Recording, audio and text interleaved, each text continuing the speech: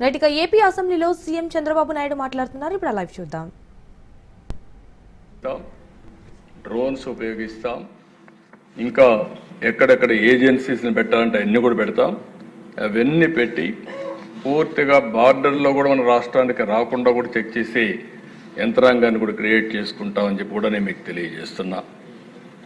ఎవరైతే గంజాయి పండించే అమాయకులు ఉన్నారో వారందరికీ ప్రత్యామ్నాయ ఉపాధి కల్పిస్తాం.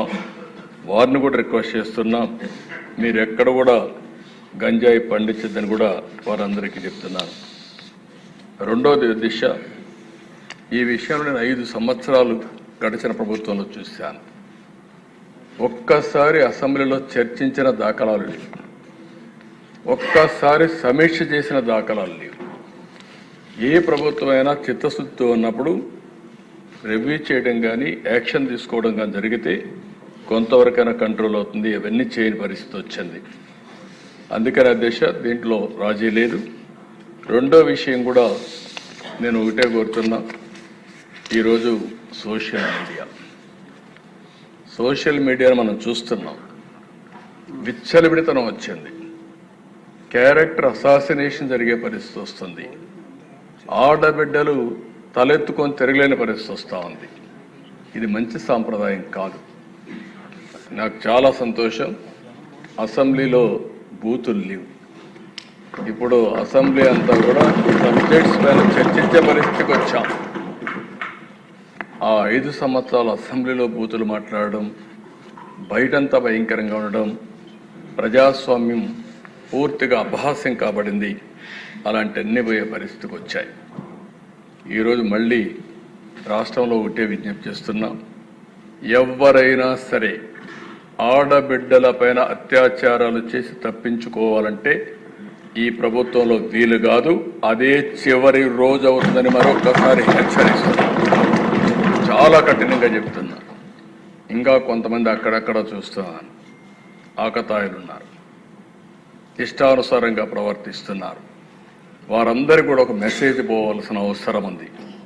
నేను ఒకప్పుడు ఒక మెసేజ్ ఇచ్చాను, ఈ రాష్ట్రంలో లా అండ్ ఆర్డర్ మెయింటైన్ చేయాలి, తీవ్రవాద సమస్య పరిష్కారం కావాలి, మత విద్వేషాలు లేని రాష్ట్రంగా మత సామరస్యాన్ని పెంచాలి. ముఠా నాయకులందరినీ ఒకటే మెసేజ్ ఇచ్చాను, తరతరాలుగా మీరు ముఠాలకు పాటుపడుతున్నారు, కుటుంబాలు లేకుండా పోయే పరిస్థితి వస్తూ ఉంది. ఇంక ఈ రాష్ట్రంలో జరగడానికి వీలు లేదని ఆ రోజు కూడా చాలా స్పష్టంగా కంట్రోల్ చేశాం. రౌడీలకు ఒక మెసేజ్ ఇచ్చాం, ఈ రాష్ట్రంలో రౌడీ అనేవాడు ఉండడానికి వీలు లేదు, ఈ రాష్ట్రం మీకు సహకరించదు, అలాంటి వాడు ఉంటే ఈ రాష్ట్రాల నుంచి పారిపోవడం బెటర్ అని చెప్పి కూడా హెచ్చరించా.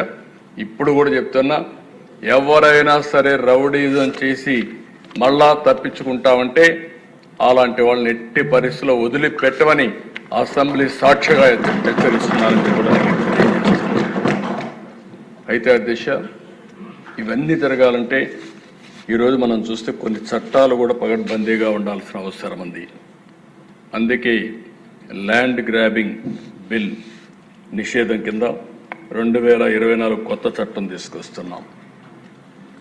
మాకు ఏ కంప్లైంట్ వచ్చినా ఇప్పటికి కూడా ఇక్కడ అన్ని సమస్యల పరిష్కారం చేయగలుగుతున్నాం. కానీ వీళ్ళు చేసినటువంటి ఈ భూ వివాదాలు, ల్యాండ్ రిలేటెడ్ కాన్ఫ్లిక్ట్స్ అయితే భయంకరంగా తయారైనాయి. 22A ఉపయోగించారు, రికార్డ్స్ తారుమారు చేశారు, ప్రభుత్వ భూములు కొట్టేశారు, ఫారెస్ట్ భూములు కొట్టారు.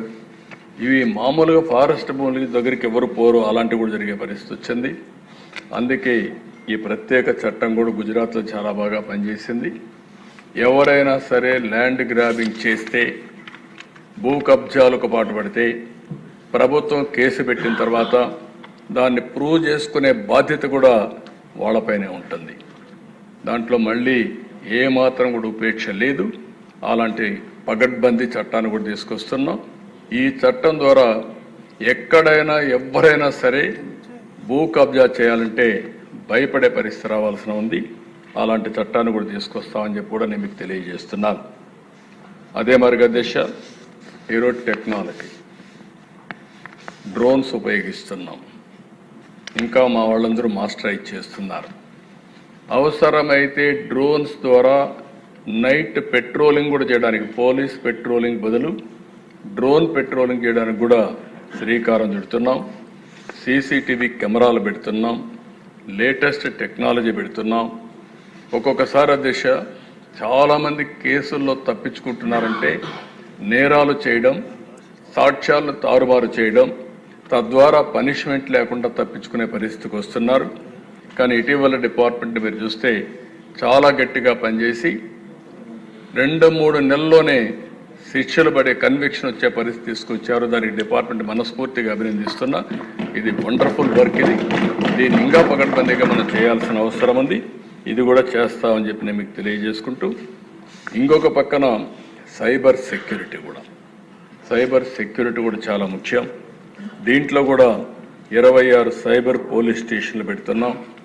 దీని ద్వారా కూడా ఎక్కడ సైబర్ క్రైమ్ చేస్తే అలాంటి నేరస్తుల్ని ఇమీడియట్గా పట్టుకునే పరిస్థితి వస్తుంది. ఎఫ్ఎస్ఎల్ కూడా ఇంకా బాగా ఇంప్రూవ్ చేయాల్సిన అవసరం ఉంది. కడాన అధ్యక్ష, ఒక్కొక్కసారి ప్రభుత్వాలు ఏ విధంగా పనిచేస్తాయంటే, నేను ఎప్పటి నుంచో కూడా సమైక్య ఆంధ్రప్రదేశ్లో మీరు చూస్తే ప్రతి ఒక్క రెవెన్యూ డివిజన్కి పోలీస్ డాగ్స్ పెట్టి, స్క్వాడ్స్ పెట్టి, ఎందుకంటే ఇప్పటికి కూడా టెక్నాలజీ మనం అందరం ముందుకు పోతున్నాం. కానీ ఈ పోలీస్ డాగ్స్ ఏవైతే ఉన్నాయో అవి డిటెక్ట్ చేసినంత ప్రిసిషన్ టెక్నాలజీ కూడా ఒకసారి చేయలేకపోతా ఉంది. అంత పర్ఫెక్షన్ ఉంటుంది. అలాంటివి ఇది పోయినాయి.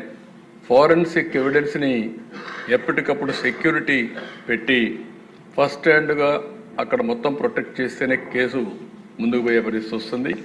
అలాంటి లేని పరిస్థితి వచ్చింది. అందుకని అధ్యక్ష, ఇప్పుడే కొంతమంది మాట్లాడినప్పుడు కూడా చెప్పారు, వివేకానంద రెడ్డి మర్డర్ కూడా ఓసారి ఆందోళన కలుగుతుంది ఎవరికైనా సరే. ఒక మర్డర్ జరిగిన తర్వాత, ఒక సెన్సేషనల్ మర్డర్ జరిగిన తర్వాత 6 మంది సాక్షులు ఆ కేసులో ఇన్వాల్వ్ అయిన వాళ్ళు ఎలిమినేట్ అయిపోవడం అనేది, చనిపోవడం అనేది అదొక ఆవేదన, ఆలోచన కలుగుతుంది.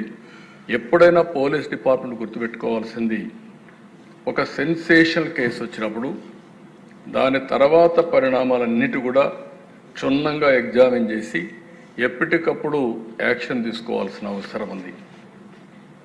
మీరు